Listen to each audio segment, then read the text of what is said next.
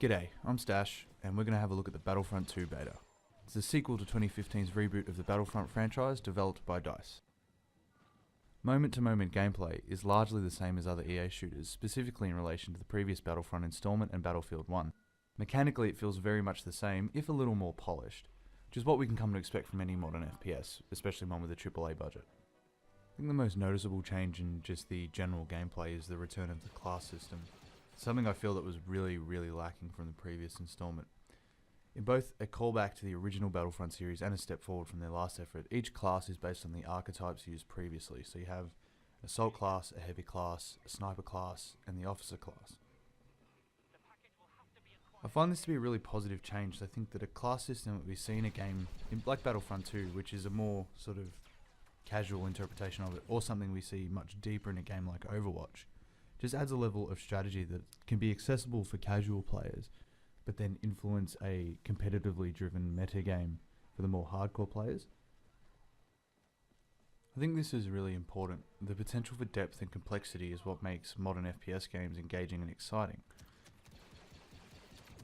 However, inside this I felt there are some balance issues, such as the Heavy class being similar to, but a massive improvement on the Assault class. The Sniper class is somewhat underpowered, and the Officer class I just didn't find very useful at all. However, the game is still in beta, and hopefully this is something that EA and DICE can take feedback from the player base on and improve in the final product. Looking at the game modes included in the beta, we have Galactic Assault, the standard 20 vs 20 large scale battle that the Battlefront series is known for, Strike, an 8v8 smaller scale game mode which seems to be solely objective based for now, and Starfighter Assault, an objective based space combat mode. Also included is the arcade mode, which are solo or duo against AI missions with specific win conditions. Each mode features one map in the beta, but across different eras, so Galactic Assault is the prequel trilogy, Strike is set in the sequel era, and Starfighter Assault plays out in the original trilogy. Galactic Assault is your classic Battlefront mode. The map included in the beta features the Confederacy of Independent Systems laying siege to the Royal Palace on Naboo, with the Clone Army defending. This particular map revolves around bringing down a monolithic CIS tank using ion weapons to make it vulnerable. It's hard to say a lot about this, considering that it's a classic Battlefront mode and scenario, but I can say that the palace exterior map itself feels well designed and looks fantastic. It's important for the purpose of immersion to really nail the aesthetic of the setting, and it does this with aplomb. Gameplay wise, it flows quite well. They've correctly designed the map to maximise the natural flow of attackers following the monolithic tank, but provided enough choke points for defenders to really feel the weight of the siege. The second phase of the map, taking place in the palace interior, again has a really strong aesthetic, though I felt the map's gameplay design let it down a little. It felt rather chaotic, even as a defender. However, I feel that designing a small, close quarters map has very different design issues than open areas, and I'm happy to cut them a bit of slack there. The Strike mode aims to offer gameplay closer to something like Call of Duty, faster pace, smaller teams, somewhat smaller maps. This mode I didn't play as much of as the other two, although I did make a few observations. My biggest thought here is that this mode seems a little unsure of what it is.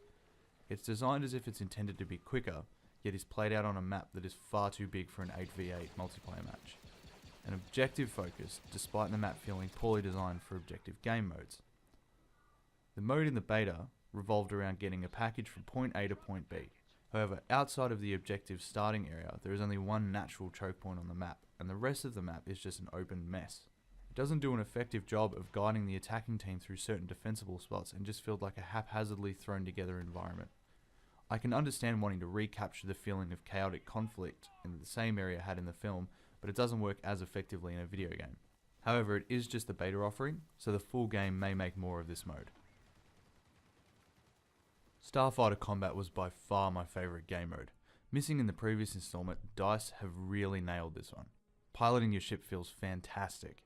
It took me a few lives to get a grasp on piloting, but once I had it, I could really feel the polish in the mechanics. The dogfighting is immensely satisfying, something that is helped by certain design choices, such as having enemy pilots indicated on the heads-up display while dogfighting, and each class of Starfighter's abilities coming into play. The game mode itself is again objective based, moving in phases. The phases revolve around attacking or defending certain key points on the map. This again is very much a classic Battlefront mode, but it works really well here. I also very much enjoyed exactly how important the classes are in this game mode. Dogfighting feels great in an X-Wing, but trying to attack an objective with it is akin to throwing rocks at it. Obviously, the bomber class shines in that context, but only if you can avoid getting taken out by an interceptor on the way over. To speak subjectively for a moment, this was just really, really fun. I found myself continually going back to this mode purely because I enjoyed it. There's obviously a few other talking points that the beta raised, like the loot crate or microtransaction system, the star card system, the addition of a single player campaign, which I'm really excited for, but I'll be touching on those after the full game is released and I can offer a more balanced opinion. Overall, I've enjoyed my time with the beta. I personally am always a little trepidatious of modern FPS games, especially installments of the bigger franchises, but overall certain aspects of this really shined. The extra polish given really helps the gunplay feel responsive and satisfying, and graphically and aesthetically the game looks great. As a fan of Star Wars, it's always fun to run around and play out the large scale battles from the films. If you appreciate DICE's other shooters, I'm sure you'll get a kick out of this one.